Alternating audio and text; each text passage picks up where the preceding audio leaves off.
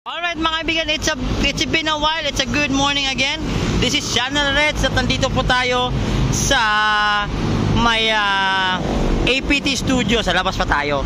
Kasi ngayong umaga, inagahan ko na, Monday, holiday pa, inunahan ko na po at nagmaaga akong pumunta dito para at least makapag-cover kung ano po ang nangyayari dito sa labas ng APT studio. So dito po yung ginaganap yung Itbulaga GMA Kapuso Channel 7. Ayan, at dito din po nangyayari yung ibang mga programs mamaya-maya sa Itbulaga, like ang may pake sa'yo. Ayan, yung mga bagong segment. So dito po nangyayari. So ngayon, sa nakita nyo po ngayong morning, ito po sa baba, nakita nyo ito, marami po nga mga kababayan tayo dito, nakita nyo na nakapila kasi hindi pa bubukas yung pintuan o yung gate papasok dun sa loob. So sa ngayon padami na ng padami. Kaninang umaga mga around 4:30, kakaunti pa lang to, madilim pa to sa part na dito. So sa ngayon madami-dami na. So abangan natin ang pagdating ni Yorme. If mamaya baka makasama tayo sa kanilang programa na G sa Gedli. We hope, I pray na makakasama ako at makakapag-cover ako. So anyway mga kaibigan, this is Channel Reds and good morning sa inyong lahat. Ayan. So sitwasyon ngayon dito, ito, maluwag ang kalsada dito ngayon kasi walang ka-traffic dahil holiday, diba? First time nangyayari sa Pilipinas yung ganyan. Maganda tingnan yung ganyan. Pag holiday kasi ganyan nangyayari sa Pilipinas, sobrang maluwag. Ayun. So dito sa kabila naman, nandito po sa tabi nito ang College of San Benildo Rizal. Ayan, Grade School Department. So kung didiretso nyo po ito, is papunta po yan ng Cubao. Kung dito po papunta po ng Rizal. So ayan, dito tayo sa APT Studios. Samahan natin sila kung anong mangyayari mamaya. Baka makapag-update ako. At hindi ako naligaw dito, talagang pilihan ako talaga pumunta dito para makakuha tayo kung anong mga nangyayaring sitwasyon dito. So yun, sa mga nang babas dyan, welcome kayo sa channel natin. So sa akin lang naman sana magtulungan na lang ho tayo, no? Sa mga nang babas dyan, kaya yung mga host kasi nadadamay. Actually problema po ng company yan. Labas na ho tayo dyan. Kung ano pa po yung magiging desisyon dyan ng korte, it's okay. Irespeto natin. Pero siguro wag na nating i-bash yung mga host kasi wala naman matutulong. Actually kung tutulong natin yung mga host, papanoorin natin sila at sabi ng iba, ang pangit daw. Wala namang baguhan o fresh na agad-agad magaling agad. So ganoon talaga, nag-i-start ka talaga sa zero. Pag natuto na yan, di mo masabi balang araw magagawa din siya. So si Yorme, believe ako kay Yorme, kay La Paulo, din sa ibang mga host din sa ibang station, dun sa kabilang grupo. Believe din ako sa mga host nila kasi dati hindi naman ganoon nakagaling, pero ngayon dahil nahasa na sila, marunong na sila, di ba? So mga kaibigan, supportahan natin itong sila ni Yorme, ang ating boss Y.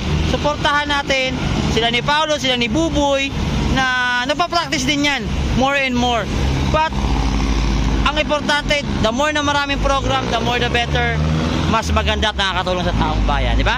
Ayan mga kaibigan, this is my update for this morning. This is Channel Red. So dito po tayo sa may APT Studios sa Lungsod. So dito po sa may boundary ata to ng Marikina at Rizal. Ayan. So ayan, no, nag-aayos na po. Madami-dami na yung mga tao. Siguro mamaya mapupuno na yan mamaya. So nilagyan na rin ng harang. Ayun. Oh, that's good. At least safe sila kasi kasada to. Mahirap na kasi. Ayan. So mga kaibigan, good morning. This is Channel Reds. At ingat po tayo. Good morning Pilipinas. This is Channel Reds. At nandito po tayo ngayon sa may, pahulaan nyo kung saan tayo ngayon mga kaibigan. Itong kalye na to, naalala nyo siguro itong mga taga dito kayo banda. Pero nandito tayo ngayon sa may Marikina, malapit sa boundary ng Rizal. At nandito tayo sa may APT Studios. Ayan. So for this early in the morning, mag-alas 6 ng umaga, nakikita nyo ang may mga tao na rito na naka-standby o nag-aantay sa pagbukas itong gate dito po sa may APT Studios. Ayan. So early in the morning, ayan, ito po nakikita nyo, ito po yung sitwasyon dito ngayon. At marami-rami na, may mga nagsisiupuan na dito ng mga kababayan natin. Kasi dumatay ako dito kanina, mga around 4:50. So nung dumatay ako dito, may nakita na ako to pa konti-konti. Pero sa ngayon, madami-dami na yung mga tao rito. So actually nagkape-kape lang ako doon sa dulo for earlier in the morning. So nag-coffee ako doon kanina. So ipapakita ko sa inyo ang sitwasyon dito at this early in the morning. So ayan, sa ating pagpatuloy ng ating vlog, ayun, this early in the morning. So nandito tayo sa may kahabaan ng papuntang Rizal. At papunta doon, papunta pong Rizal. So nakita nyo ngayong umaga dito po sa may APT Studios, nandito po tayo for coverage dahil may lalakad rin tayo mamaya. Hopefully mamaya makapag-ikot tayo kasama ang ating Yorme. So hopefully we pray for that. Samahan natin ng tropang get din natin. If makakasama tayo, titingnan natin kung anong mangyayari. So ngayon, nakita niyo yung sitwasyon. Marami na po mga kababayan dito na naghihintay sa pagbubukas. So ayan, ito po yung LRT. Ayan. Yun. So, asa papunta doon, Marikina. Mahaba pa to eh. Meron pang station doon sa dulo. But for now, in this early in the morning, papakita ko na sa inyo ang view dito sa may APT Studio. So dito po nagaganap yung GMA Kapuso Eat Bulaga. So dito niya si Yorme naglalaro ng yung may pake. Ayan. So doon may station doon, hindi ko lang sure kung anong station yun. So dito kasi sa tabi ng APT, ito po yung college ng San Benildo Rizal. Ayun. So sakop pa ata to ng sakop pa yata to ng Marikina. I'm not sure kung sakop pa ng Marikina to, pero ang address kasi nito pag nilagay mo sa Waze,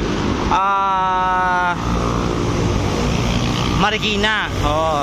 Within Rizal. So ayan, so nakita nyo, ayan, APT Studios. So ayan mga kaibigan, so nandito tayo.